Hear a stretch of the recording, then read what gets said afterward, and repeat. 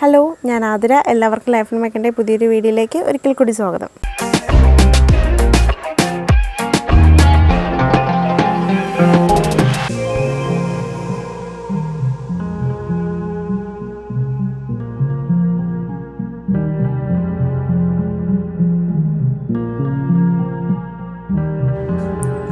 അപ്പോൾ ഇന്നത്തെ നമ്മുടെ വീഡിയോ എന്ന് വെച്ചാൽ നമ്മുടെ മോൺസ്റ്ററ പ്ലാന്റിനെ കുറിച്ചാണ് കേട്ടോ. അപ്പോൾ ഒട്ടുമിക്ക ആൾക്കാർക്കും അറിയാവുന്ന ഒരു പ്ലാന്റ് കൂടിയാണ് നമ്മുടെ മോൺസ്റ്ററ എന്ന് പറയുന്നത്. അപ്പോൾ നമ്മളെ മണി പ്ലാന്റ് പോലെ തന്നെ ഈസി ആയിട്ട് നമുക്ക് കെയർ ചെയ്യാൻ പറ്റിയ ഒരു പ്ലാന്റ് ആണ്, ഒരു ക്ലൈംബിംഗ് പ്ലാന്റ് ആണ് കേട്ടോ. അപ്പോൾ നമ്മൾ ഇൻഡോറിലും ഔട്ട്ഡോറിലും ഒക്കെ നമുക്ക് മണി പ്ലാന്റ് വെക്കുന്നത് കൂടെ തന്നെ നമുക്ക് നട്ടു വളർത്താൻ പറ്റിയ ഒരു പ്ലാന്റ് ആണ്. അതിൻ്റെ ഇലകളുടെ ആ ഒരു ഭംഗിയാണ് കേട്ടോ കൂടുതൽ അട്രാക്റ്റ് ആക്കുന്നത് കേട്ടോ. നല്ല നമുക്ക് കൂടുതൽ ഇഷ്ടപ്പെടുന്ന അതിൻ്റെ ഇലകളാണ്, ഇങ്ങനെ ഹോൾസ് ഉള്ള ഇലകളാണ്. ഇത് അതിൻ്റെ ഒരു വെറൈറ്റി ആണ് കേട്ടോ. ഇതിൻ്റെ വലിയ ലീവ്സ് ഉള്ള വേറെ വെറൈറ്റി, ഒരുപാട് വെറൈറ്റി ഉണ്ട്, പല റേറ്റിൽ വരുന്ന വെറൈറ്റീസും ഉണ്ട് കേട്ടോ. അപ്പോൾ ഇത് ഞാനിപ്പോൾ നമ്മളെ PVC പൈപ്പിനകത്ത് ആണ് ഇതിനെ ക്ലൈംബ് ചെയ്യാൻ വേണ്ടിയിട്ട് ഞാൻ സെറ്റ് ചെയ്യുന്നത് കേട്ടോ.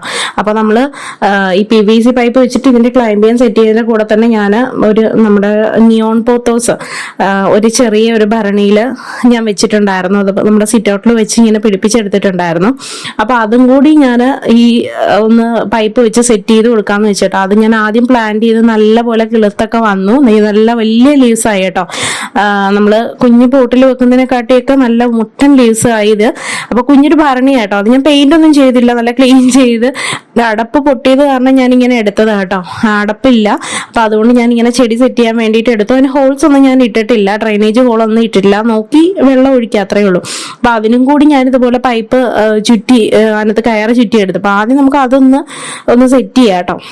അപ്പോൾ ജസ്റ്റ് നമ്മൾ ഓർക്കിഡിന് ഇതുപോലെ ഞാൻ PVC പൈപ്പിൽ സെറ്റ് ചെയ്തിട്ടുണ്ടായിരുന്നു, കാണിച്ചായിരുന്നു.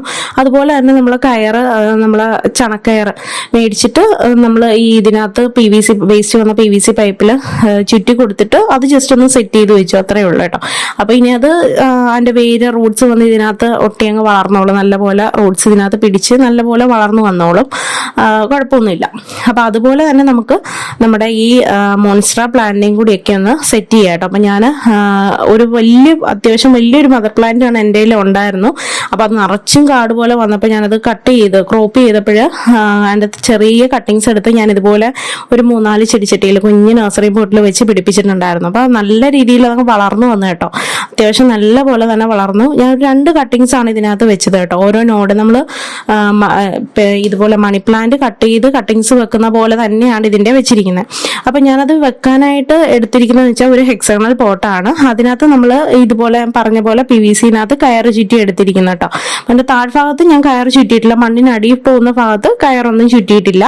അപ്പോൾ ഡയറക്റ്റ് നമ്മൾ ഈ പൈപ്പ് ആദ്യം അതിനകത്തങ്ങ് ഇറക്കി വെച്ച് കൊടുക്കുകയാണ് കേട്ടോ. അപ്പോൾ നമ്മൾ എന്നിട്ട് മണ്ണിട്ട് കൊടുക്കും. കാര്യം എന്ന് വെച്ച് കഴിഞ്ഞാൽ അല്ലെങ്കിൽ വെയിറ്റ് കാരണം അത് ചരിയും, പിന്നെ നമ്മൾ PVC പൈപ്പ് ഇടുകയാണെങ്കിൽ. അപ്പോൾ ചുമ്മാ ഇത് മണ്ണും കുറച്ച് ചകിരിച്ചോറും കൂടി ഇട്ട ഒരു മിക്സാണ് കേട്ടോ.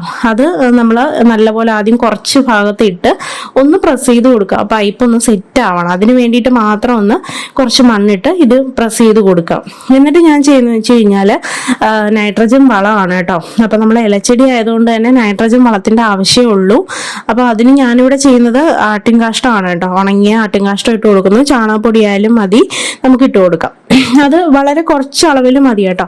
അത് ഇപ്പം നല്ല മഴ സമയം കൊണ്ടാണ് ഞാൻ ഇങ്ങനെ അകത്തോട്ട് ഇടുന്നത്. അപ്പം നമ്മൾ മഴയത്തൊക്കെ വെക്കുകയാണെങ്കിൽ ഇത് നനഞ്ഞ് ഡയറക്റ്റ് വെള്ളം വീണ് അത് ഒലിച്ചു പോകത്തില്ല. അതുകൊണ്ടാണ് കുറച്ച് അകത്തേക്ക് ഞാൻ ഇട്ടിരിക്കുന്നത് കേട്ടോ.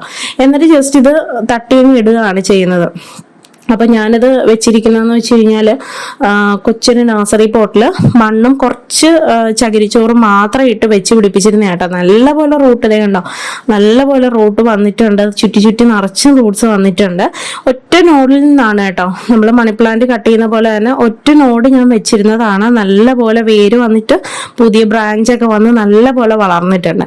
അപ്പം ഇനി നമുക്ക് ഇതുപോലെ തന്നെ അങ്ങ് പയ്യെ നമ്മൾ അതിനകത്തേക്ക് മണ്ണൊന്നും കളയേണ്ട ആവശ്യമില്ല. അതുപോലെ തന്നെ നമുക്ക് നമുക്ക് തട്ടി അങ്ങ് വെച്ച് കൊടുക്കാം കേട്ടോ. നല്ല ലൂസ് ആയിട്ടിരിക്കുന്ന മണ്ണാണ്, അതുകൊണ്ട് വലിയ പ്രശ്നമൊന്നുമില്ല.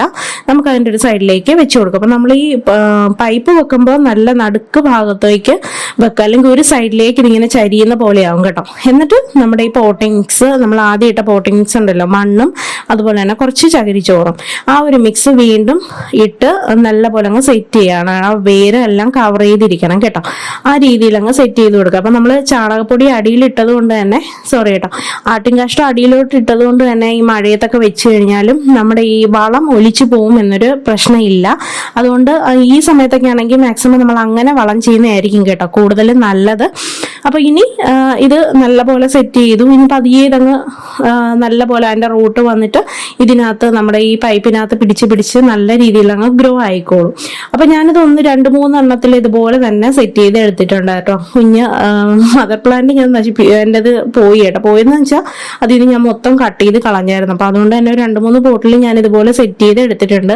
നല്ല ഭംഗിയാണ്. നമുക്ക് എത്ര പോട്ടിൽ വെച്ച് കഴിഞ്ഞാലും മതി വരാത്തൊരു പ്ലാന്റ് ആണ് നമ്മുടെ ഈ മോൺസ്റ്ററ പ്ലാന്റ്. അപ്പൊ ഞാൻ കൂടുതൽ കുറച്ചുകൂടെ ഒരു പ്ലാന്റിന് ഭംഗിയാക്കാൻ വേണ്ടിയിട്ട് നമ്മുടെ കുഞ്ഞു കല്ലുണ്ടല്ലോ, നമ്മുടെ അക്വേറിയത്തിലൊക്കെ ഇടുന്ന ചെറിയ കല്ല് കളറിലെ, അപ്പോൾ അത് ഞാനതെടുത്ത് നമ്മുടെ ചെടിപ്പോട്ടിനകത്ത് അതിൻ്റെ മുകളിൽ മണ്ണ് കാണാൻ പറ്റാത്ത രീതിയിൽ ഒന്ന് സെറ്റ് ചെയ്ത് കൊടുക്കുക കേട്ടോ.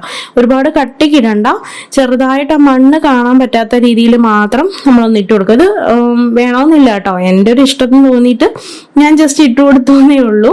ഒരു ഭംഗിക്ക് ഇൻഡോറൊക്കെ വെക്കുമ്പോഴും നല്ല ഭംഗിയായിരിക്കും. സിറ്റ് ഔട്ടിലായാലും ഒക്കെ അറേഞ്ച് ചെയ്യുമ്പോൾ കളർ കല്ലും എല്ലാം കൂടി വന്നു കഴിയുമ്പോൾ ഒരു പ്രത്യേക എടുപ്പ് ആ വെള്ള പോട്ടിലും കൂടിയൊക്കെ ആയി കഴിയുമ്പോൾ അതിനുവേണ്ടി ജസ്റ്റ് ഞാനൊന്ന് ഇട്ട് കൊടുക്കുന്നേ ഉള്ളൂ. ജസ്റ്റ് ഒരു ലെയർ പോലെ കേട്ടോ. അപ്പൊ നമ്മൾ വെള്ളം ഒഴിക്കുമ്പോഴൊക്കെ ആയാലും ഈ കല്ലിന്റെ മുകളിലൂടെ പോകുമ്പോൾ വലിയ പ്രശ്നമില്ല, കുഴിയത്തില്ല. നല്ല രീതിയിൽ നമുക്ക് വെള്ളം ചെയ്യാനും എല്ലാം സാധിക്കും. അപ്പൊ അങ്ങനെ ജസ്റ്റ് ഒന്ന് ഇട്ട് കൊടുക്കുന്നു നല്ല പോലെ. അപ്പൊ ഇതേ കണ്ടോ, നല്ല ആ കല്ലും കൂടി ഇട്ട് കഴിഞ്ഞപ്പോൾ പ്ലാന്റ് ഭംഗിയാ. പ്ലാന്റ് ഒന്നാതെ നല്ല ഭംഗിയുള്ള പ്ലാന്റ് ആണ് കേട്ടോ. അപ്പൊ കുഞ്ഞ് ഹോൾസും കാര്യങ്ങളൊക്കെ വന്നിട്ട് നല്ല രസമുള്ള ഒരു പ്ലാന്റ് ആണ്. അപ്പൊ ഇതിങ്ങനെ കുഞ്ഞു പ്ലാന്റ് ആയിട്ട് നിൽക്കുമ്പോൾ നിങ്ങൾക്ക് ചിലപ്പോൾ അത്രത്തോളം ഒരു ഭംഗി ഫീൽ ചെയ്യില്ല. അത് നിറച്ചും വളർന്നിട്ട് നമ്മുടെ ഈ ഇതിനകത്ത് ക്ലൈംബ് ചെയ്ത് നിറച്ചും ചുറ്റി നിറച്ചും അങ്ങ് പിടിക്കും.